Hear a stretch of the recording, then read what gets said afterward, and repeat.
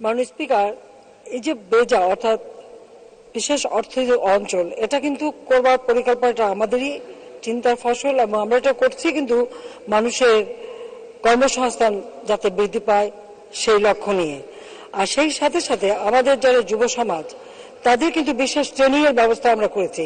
আমার এই প্রশ্নতে হয়তো আমি এত সময় পাবো না, কিন্তু এখানেই কিভাবে আমরা বিশেষ করে নারীদের বিভিন্ন খাতে ট্রেনিং এর ব্যবস্থা সেটাও কিন্তু এখানে দেওয়া আছে, যুবদের জন্য দেওয়া আছে। কাজে আমাদের এটা সবসময় লক্ষ্য যে আমাদের দেশের মানুষ যেন কোনো মতেই বেকার না থাকে।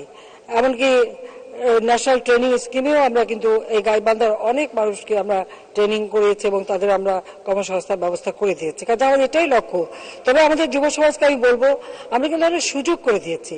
যেমন কর্মসংস্থান ব্যাংকে বিনা জামানতে 2 লাখ টাকা পর্যন্ত ঋণ নেওয়া যায়। কাজে বেকার না থেকে কেউ যদি ঋণ নিয়ে ছোটখাটো কাজ শুরু করে, ব্যবসা শুরু করে, তাহলে কিন্তু আর সে বেকার থাকে না।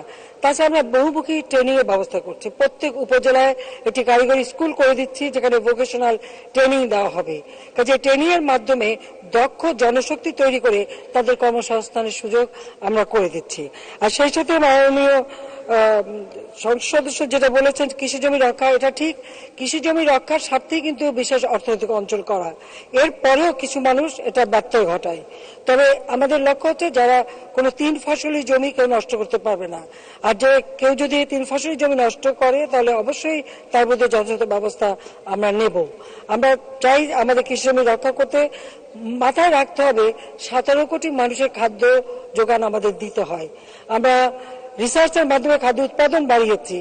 আমরা এখন খাদ্যে আমাদের মানে অন্তত ভাত খাওয়ার ক্ষেত্রে কোনো অভাব নেই, সেটুকু অন্তত আমি বলতে পারি। বিশেষ করে গাইবান্ধা তো এক সময়কার মঙ্গাপীড়িত এলাকা, এখন তার মঙ্গা গাইবান্ধা বা রংপুর বা ওই অঞ্চলে নাই। আওয়ামী লীগ সরকার গঠন করার পর থেকে মঙ্গা আমরা দূর করতে পেরেছি। কাজে আমরা মানুষের যে মৌলিক চাহিদাগুলি সেগুলো এক একে পূরণ করে যাচ্ছি।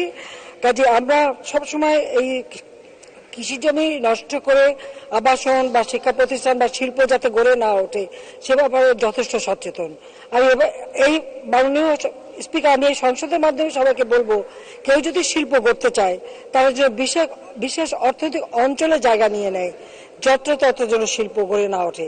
আর যদি শিল্প গড়ে ওঠে সেখানে কিন্তু গ্যাস, পানি, বিদ্যুৎ বা কোনো রকম সার্ভিস সেক্টরে কোনো সুযোগ তারা পাবে না। কাজে আমরা চাই আমাদের খাদ্য নিরাপত্তার জন্য কৃষি জমি সংরক্ষণ করতে, পাশাপাশি শিল্প করতে হলে তার বিশেষ অর্থনৈতিক অঞ্চলে জমি নিয়ে সেখানে শিল্প গড়ে তুলবে, সেটাই আমাদের লক্ষ্য। ধন্যবাদ মাননীয় স্পিকার।